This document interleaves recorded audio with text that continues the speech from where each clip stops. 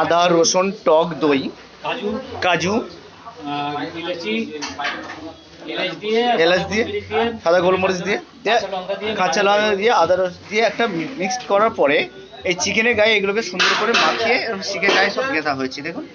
এইবার এটা গেঁথার পরে এবার দেখছেন এগুলোকে এবার আগুনের মধ্যে কিভাবে ফ্রাই করা হচ্ছে।